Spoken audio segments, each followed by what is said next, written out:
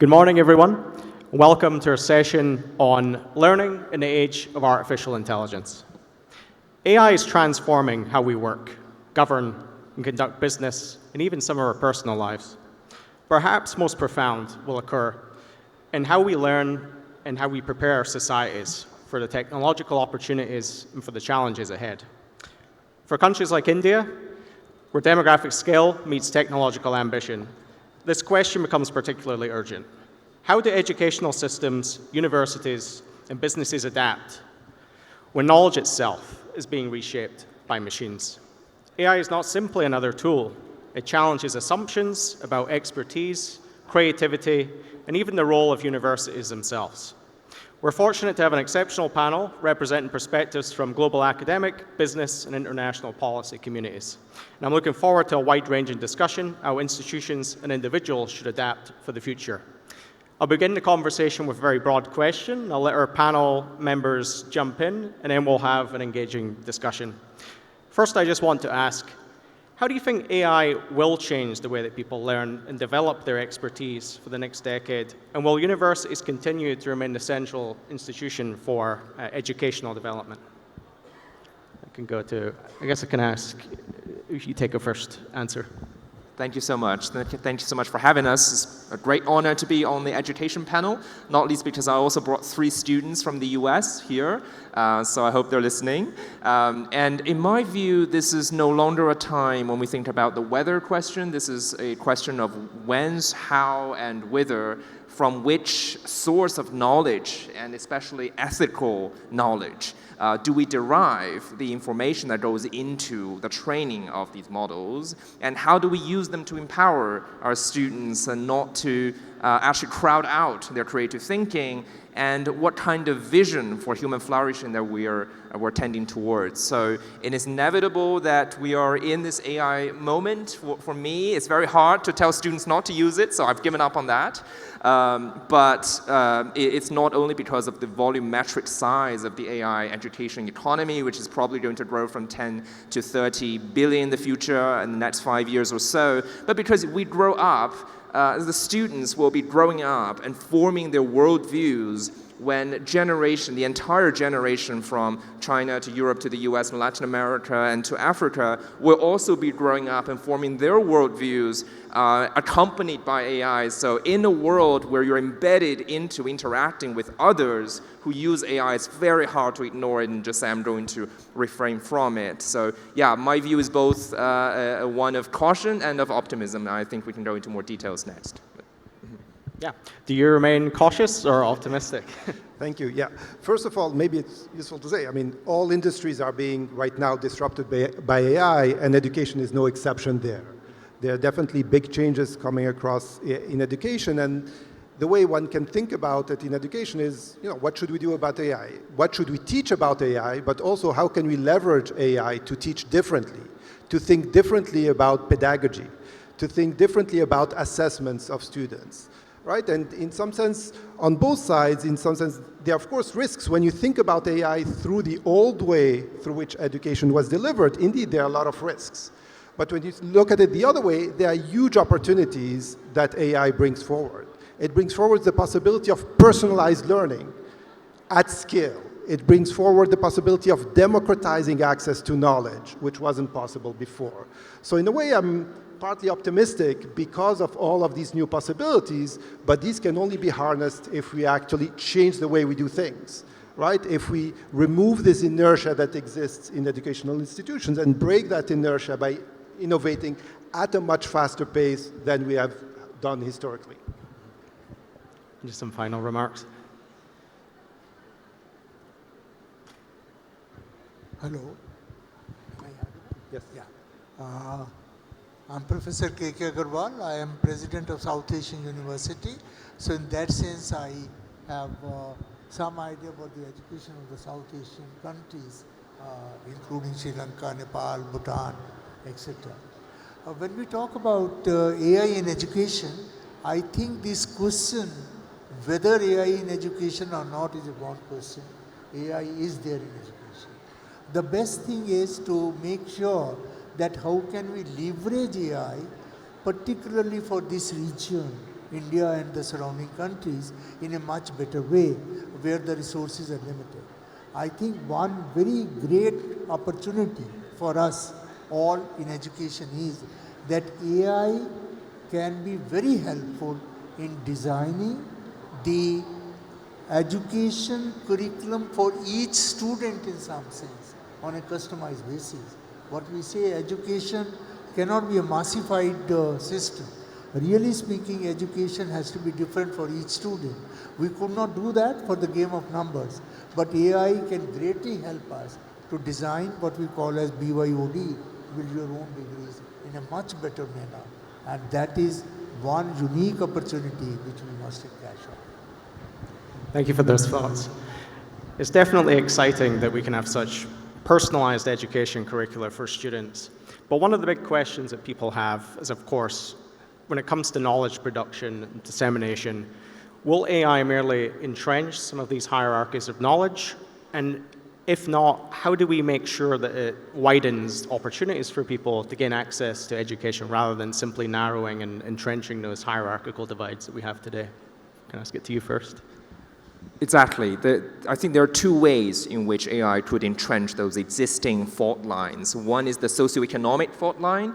There is already research showing that those who go into using AI prepared to tame AI for its own purpose will get more from it, right, than those who go into AI and feel lost because they don't have the prior knowledge to guide AI in a way that is most productive for its own purpose. So there is the socioeconomic challenge there because those who have resources to begin with are more likely to be able to use AI more productively. And there's also an international fault line of resource distributions or maldistribution. As we know, the main large language models, the most popular interfaces are developed not concentrated in one nation, but at least in several nations that are leading powers in AI. So whose values, whose ideas, whose worldviews go into the training of the AI is another matter. So faced with the socioeconomic challenge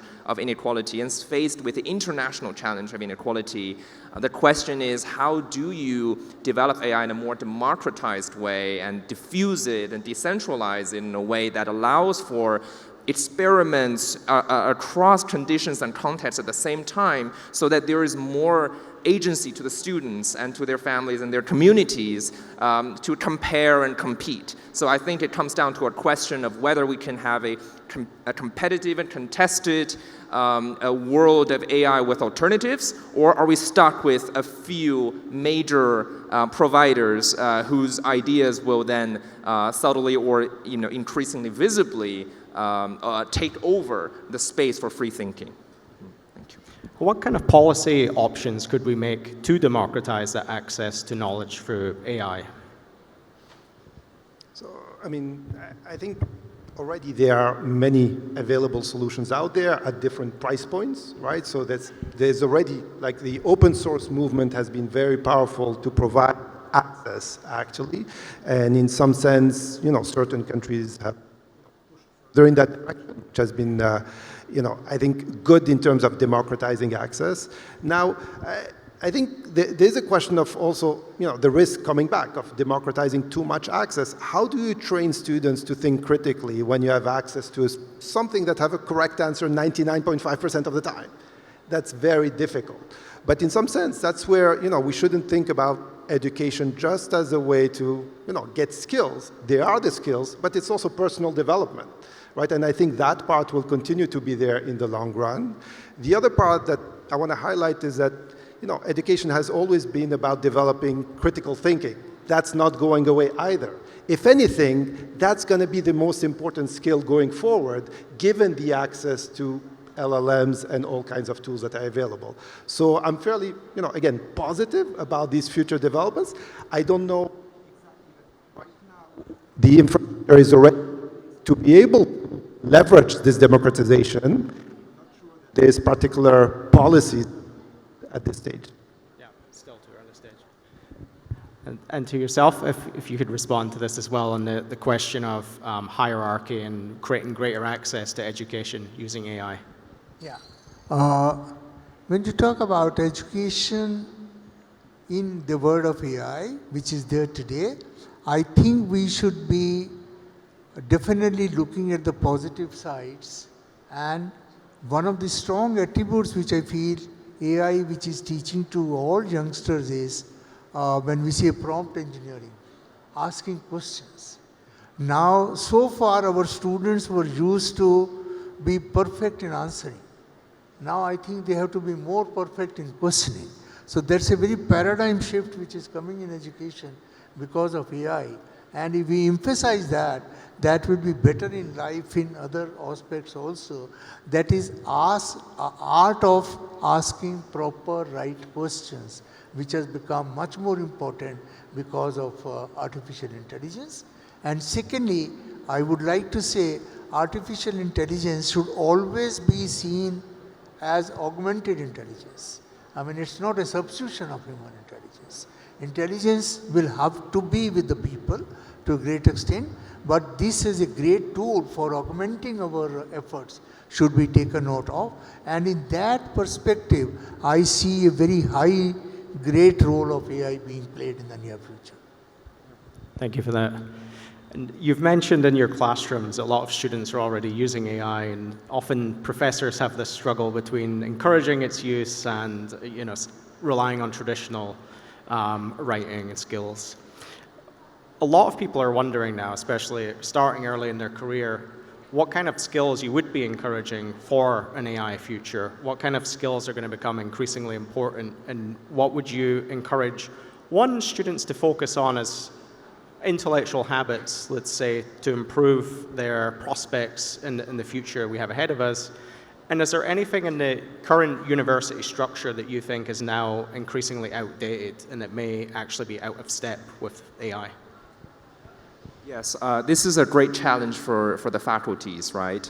We have three choices: ban AI in the syllabus and knowing that your students are going to ignore that clause, or say that I'm going to find out if you used AI, which is, sometimes the case, sometimes not the case.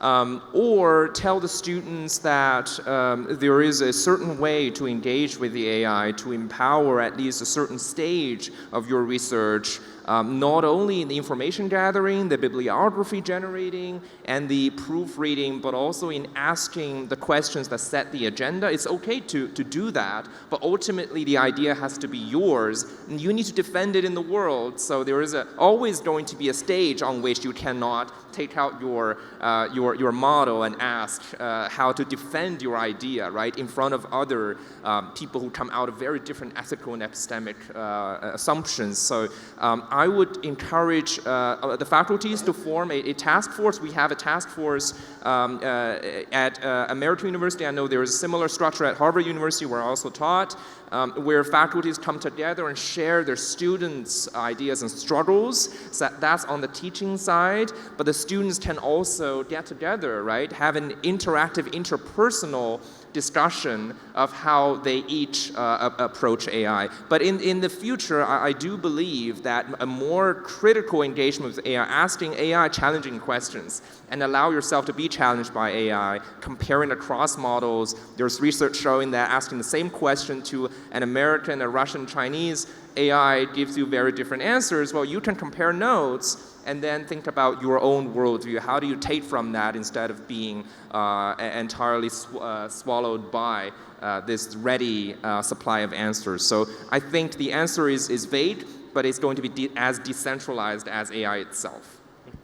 It's a great response. And I wonder if you could share some thoughts on that topic. Yeah, absolutely. So in a way, I think it's a losing battle to try to ban AI, and it's also not serving the students. The students have to be prepared to know how to use AI. But what's changing is, I think, what we can ask from students. Today, students will not just be hired based on credentials, but also based on what they can build. An interview in the past would elicit what students know. Now we can see what can they build. In 2 hours' times, we can test very different skills than we were able to test a few years ago. So that has changed dramatically. And I think the types of profiles and the types of CVs will change dramatically for students. Now, going back to the art of asking the right questions, which is very important, I think, there's also a question of how to change the way we assess students. It's not just about the right or the wrong answers, but now we can assess them based on the depth of the conversations that they go through, right, which can be very different. And I have a colleague who started to assess things in this way. And in general, my view is that you have to allow students to use AI, but they have to be able to stand by themselves without the help of AI. So in some sense, maybe we'll be in a world where we'll slowly go back to oral examinations like in the old days, but the question is how to make these scalable at the scale of a whole university, and maybe AI can be a solution to help in that regard as well. Same question, please. I would just like to add that when we talk about AI in education, I think the component which has not been dealt with that strongly is AI for assessment during this period. When we go in for AI for education, our assessment methods will have to go through a complete transformation. The traditional methods of evaluation and assessment will no longer be valid. Many universities, in several good universities, have already shifted to oral examinations rather than written examinations, or the case-based examinations rather than written examinations, because the whole philosophy is not to decry OpenAI, but to make sure that OpenAI prepares our students for more critical thinking, more resource optimization, and finally they are able to use their thinking to supplement these tools. So if we do that, then only we really get the best of it. Thank you for that. I think another question I've been thinking about a lot myself is, with AI, how will it change the role of educators themselves? And of course, expertise seems to be more easily challenged or undermined as people use AI.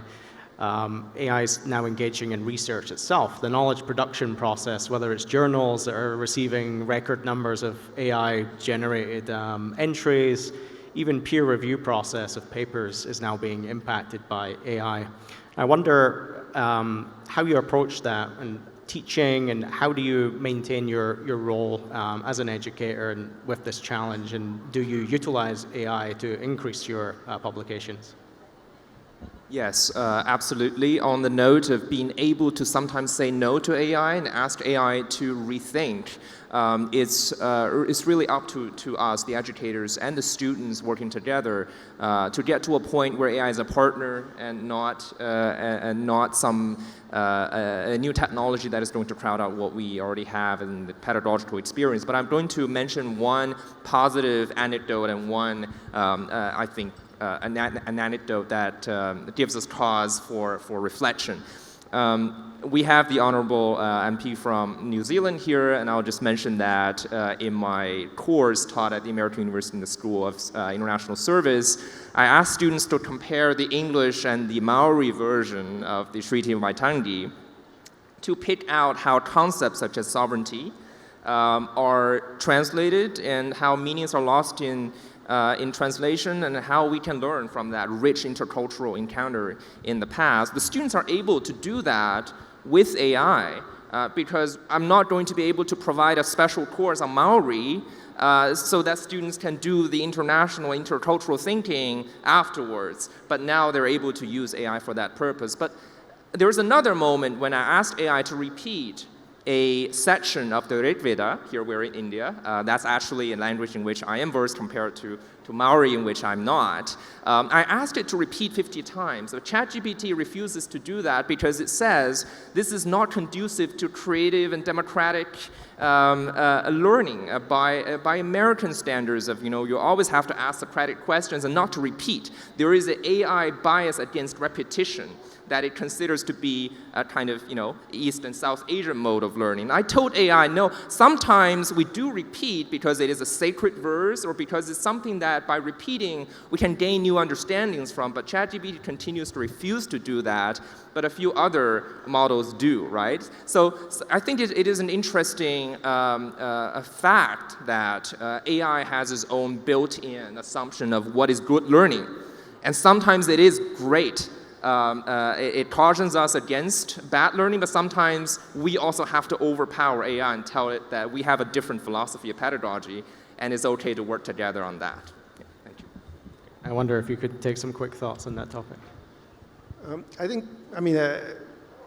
The very short answer is that you have to constantly experiment because the technology is changing so fast that we have to constantly understand the limits, but also the possibilities.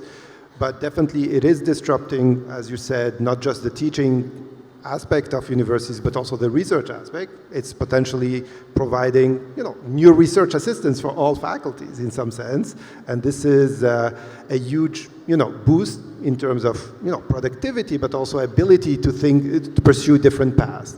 I mean, what worries me a little bit sometimes is how will the future generation of instructors be trained and develop this critical thinking over time?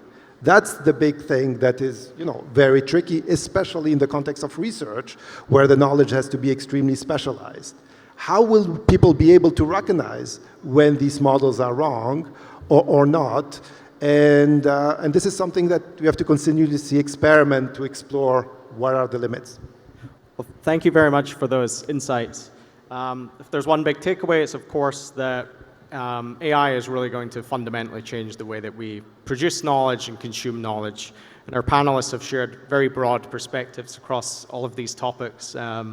Very excited to have had this conversation. And of course, we need to find ways as policymakers, businessmen, entrepreneurs, to find ways to expand access to education as well. Thank you very much.